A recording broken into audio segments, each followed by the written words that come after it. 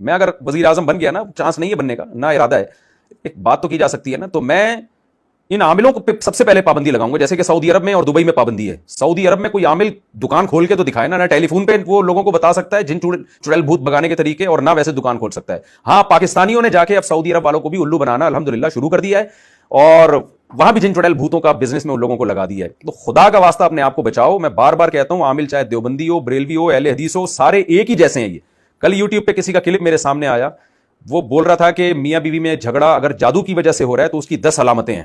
یہ 10 علامتیں ہیں جس سے آپ کو لگ جائے گا کہ یہ جادو کی وجہ سے جھگڑا ہو رہا ہے. پھر جو لمبی لمبی پھینکی ہے اس نے, اور لاکھوں ویوز تھے اس کے, اور سب کے پازیٹیو کمنٹس کے, آپ نے تو وہاں آنکھیں کھول دی. ابے تمہیں کس نے بتایا کہ 10 علامتیں ہیں یہ جھگڑے, اور ساری علامتیں وہی تھی جو جھگڑوں میں ہوتی ہیں. یعنی وہ پھینک رہا تھا کہ شوہر جب گھر میں جاتا ہے تو اس کو گھٹن محسوس ہوتی ہے اور اس کا دل چاہتا ہے میں گھر سے باہر جاؤں, تو یہ اس کی علامت ہے کہ جادو ہوا ہے. تو بھائی میاں بیوی میں جب محبت نہیں ہوتی, جھگڑا ہو رہا ہے, تو شوہر کا تو گھر میں گھٹن ہی محسوس ہوتی ہے اس کو. تو فضول قسم کی بکواسات, کوئی کرائٹیریا نہیں ہے, کوئی معیار نہیں ہے ان کمبختوں کو پکڑنے کا. اس لیے بھائی یہ چھوڑ دو خدا کا واسطہ, اپنی زندگیوں کو بچاؤ. سعودی عرب میں دیکھو کیا چل رہا ہے وہاں پہ, وہاں تو نہیں ہے جن چڑیل بھوت. ایک آدمی 15 سال شارجہ میں رہا ہے, کہتے ہیں ایک دن بھی جن چڑیل بھوت کا کیس نہیں آیا, اور جس دن اپنے گاؤں آیا ہوں تو ہر دوسرے پہ جن چڑیل بھوت چڑھا ہوا ہے, اور فلانے میں جادو کر دیا تو جٹھانی نے یہ کر دیا تو نندوئی نے یہ. میں نے کہا ابھی دبئی میں بھی پاکستانی عاملین جو ہے نا, یہ جا کے وہاں دبئی کا ماحول بھی خراب کر رہے ہیں. جا رہے ہیں یہاں سے, ہمیں تو نظر آتے ہیں الو بنا رہے ہیں عربوں کو لے جا کے, اور عرب بھی بیوقوف بن رہے ہیں. سعودی عرب کے علماء تو یہ کام کرتے نہیں ہیں, لیکن یہاں کے جو جعلی مولویوں نے جا کے وہاں بھی یہ گورکھ دھندا شروع کر دیا ہے. تو خدا کا واسطہ اپنے آپ کو بچاؤ. اگر بالفرض جادو ہے بھی تو اس کا علاج سورہ فلق سورہ ناس ہے.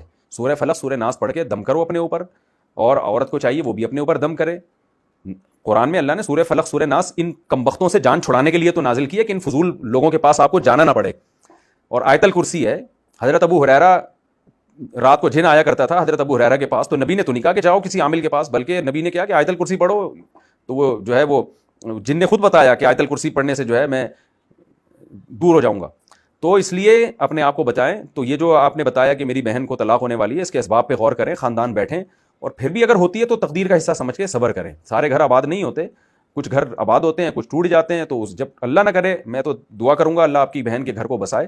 خدا نہ خواستہ ٹوٹ جائے تو پھر جو ہے دوسرا گھر تلاش کرنے کی کوشش کریں. پہلے پوری کوشش کریں اس گھر کو جوڑنے کی. میں بھی دعا کرتا ہوں اللہ آپ کی بہن کے اس گھر کو جوڑ دے. لیکن خدا کا واسطہ ان عاملوں سے, جتنے بھی لوگ ہیں نا میاں بیوی کے جھگڑے ہو رہے ہیں, ان لوگوں سے دور رہیں. اور میرے پاس اتنے واقعات ہیں کہ خاتون گئی عامل کے پاس اور اس عامل پہ عاشق ہو گئی وہ, اور شوہر سر پکڑ کے بیٹھا ہوا ہے کہ میں کیسے اپنی بیوی کو بچاؤں.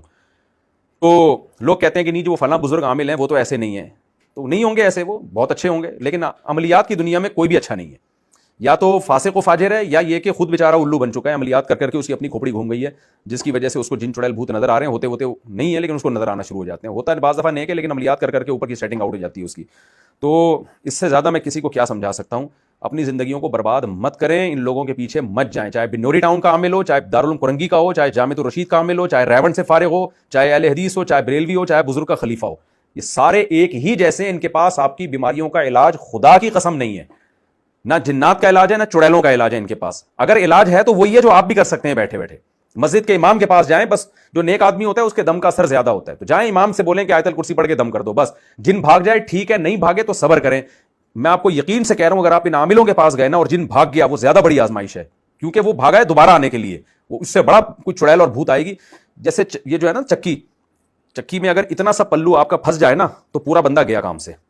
تو ان عاملوں کے پاس اگر آپ تھوڑے سے چلے گئے نا تو آپ کی نسلیں قیامت تک کے لیے جن چڑیل بھوت تعویذ گنڈے فلیتے پلیتے اس میں برباد ہو گئیں بس. تو اپنی قوم کو, اپنے آپ کو, اپنے خاندان کو بچاؤ. جو بچے ہوئے الحمدللہ بچے رہتے ہیں. اللہ نے ہمیں خاندان بھی دیا, اولادیں بھی دی ہے. آج تک میں نے نہ اپنے بچے کو کسی عامل کے پاس لے کر گیا, نہ گھر والوں کو کہیں جانے دیا, نہ خود گیا الحمدللہ. باقی جب خاندان ہوتا ہے تو مسائل بھی ہوتے ہیں. مسائل آئے, اللہ سے دعائیں مانگی, بیماریاں بھی آئیں, ڈاکٹروں سے علاج کیا, اللہ سے دعائیں مانگی, جو رقیہ سنت ہوتا ہے گھر میں پڑھ کے دم کر دیا, بس. اس سے زیادہ اور اس سے آگے بڑھنے کی کوشش ہی نہیں کرنی ہے. تو اسی میں اللہ نے برکت رکھی ہے. بچائیں اپنے آپ کو خدا کے لیے ان فلیتے پلیتوں سے, اور ان میں خود بھی بچیں, دوسروں کو بھی بچائیں.